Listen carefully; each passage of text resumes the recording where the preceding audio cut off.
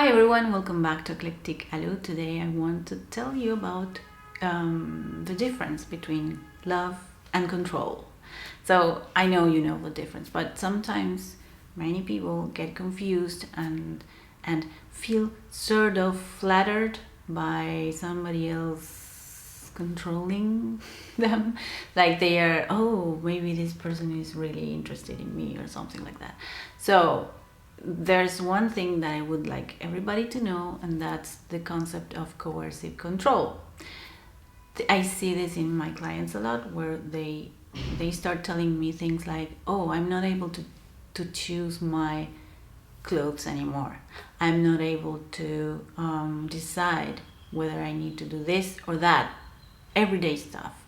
And that's a classic telltale of coercive control, which is a strategy that is used by narcissists, where they control every aspect of your life. They want to control you, to have power over you, so that they control where you go, where you don't go, who you talk to, what time you go to bed, if you work, when you work, with whom you work, and they start gaslighting. They isolate you, they manipulate you in every way. They tell you half-truths and fake news and things so that they control you and get you to do things that they want, right?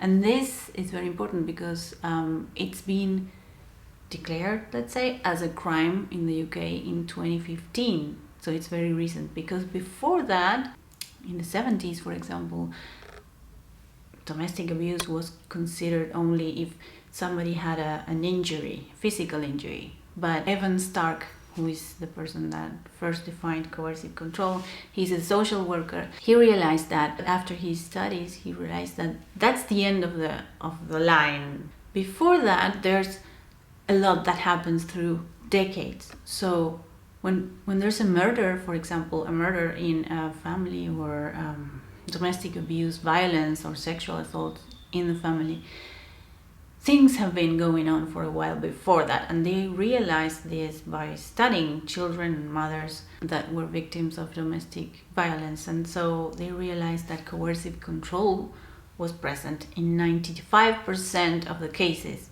So it's important to know this, so that you can know that, okay, this is coercive control, and you know what awaits. The end is most likely than not physical violence. These are strategies to control the victim.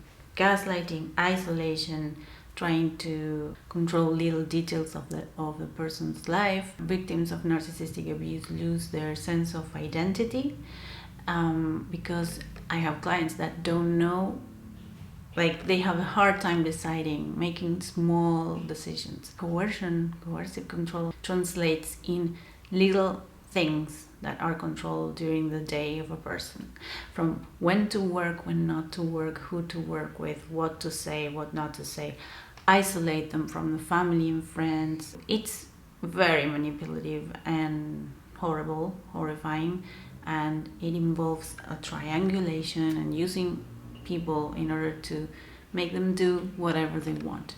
And usually these abusers target the victims and look for them and start little by little. This is very insidious and subtle, and it's very day by day. And so when somebody wants to control your everyday, how you dress, red alert, red flag, alarm, no.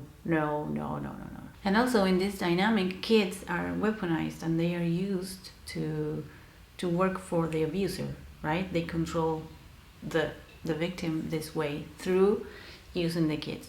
So it's a very complex strategy. Remember, this includes name calling, criticism, constant criticism, gaslighting, half-truths, all manipulative techniques that you can think of, threatening with doing harm to the kids, manipulating the children, using them as weapons to get information from the other parent, restricting your freedom, restricting your acquaintances, people that you're in contact with, hours of sleep, your work, communication with people, restricting what words you use to talk to other people. And this is insidious and very, very, very small doses every day.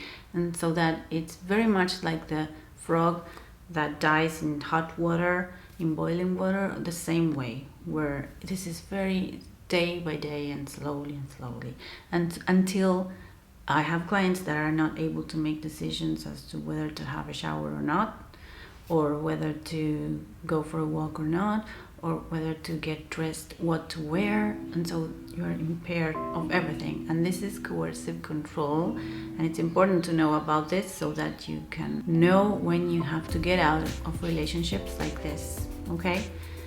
Thank you so much for being here today. Please share this video if you found this interesting or somebody will benefit from this, and I will see you next week. Thank you so much.